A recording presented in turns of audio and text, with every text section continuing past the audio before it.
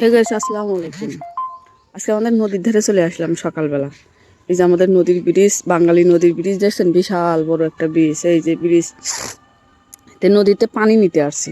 আমার মামাতো ভাইরা হচ্ছে আমার মামিকে বলে ভূতে ধরছে, সে ভূত ছাড়ানোর জন্য নদীর পাকের পানি লাগবো, এই কারণে চলে আসলাম।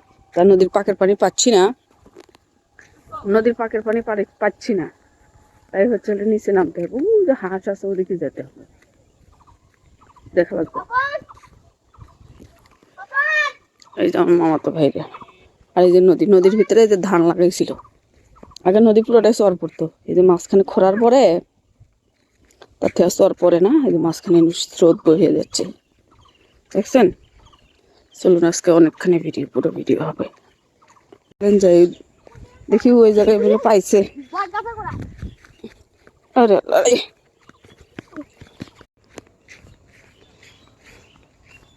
বাঙালি নদীর ভিতরে চর পরে আজকে ধান লাগাইছে।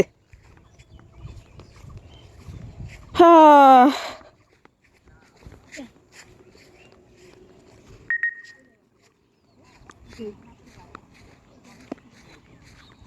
ওই সিস্টেম, পাকের পানি, পাক এরকম পাক ঘুরতিছে, ওই যাচ্ছে পাকের পানি নিতে হবে। নদীর ভিতরে চলে আসছি,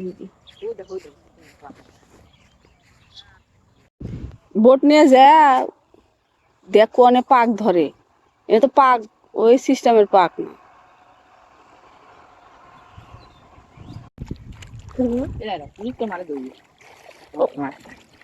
ঘাস লাগা ছিল, লামঙ্গের ঘাস লাগা ছিল।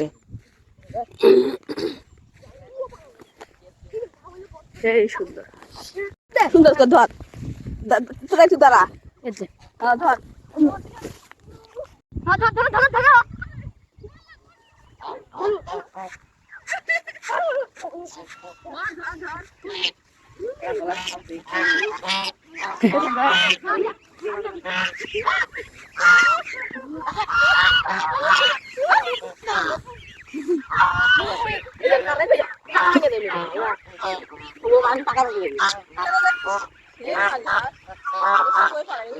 ওই যে লাই বক,